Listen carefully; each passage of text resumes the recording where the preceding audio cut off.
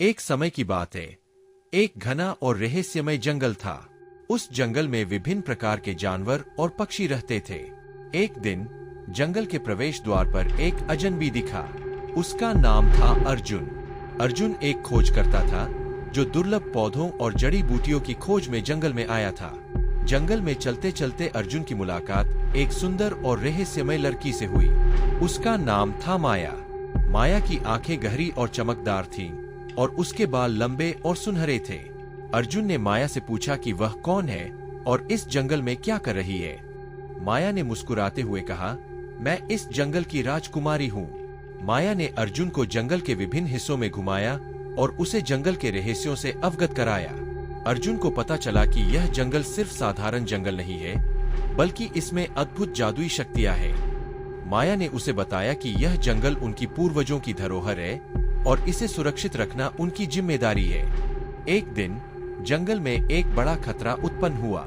एक लालची व्यापारी रघु जंगल को काटकर वहां एक बड़ा कारखाना बनाना चाहता था। रघु ने जंगल के जानवरों और पौधों को नुकसान पहुंचाना शुरू कर दिया।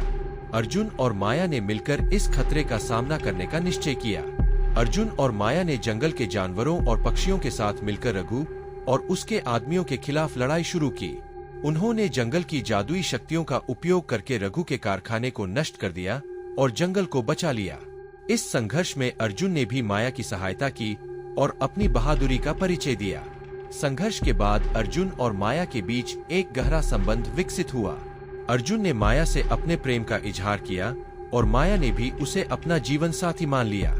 दोनों ने मिलकर जंगल की देखभाल करने और उसे सुरक्षित रखने की जिम्मेदारी उठाई। अर्जुन और माया ने जंगल में एक नया जीवन शुरू किया।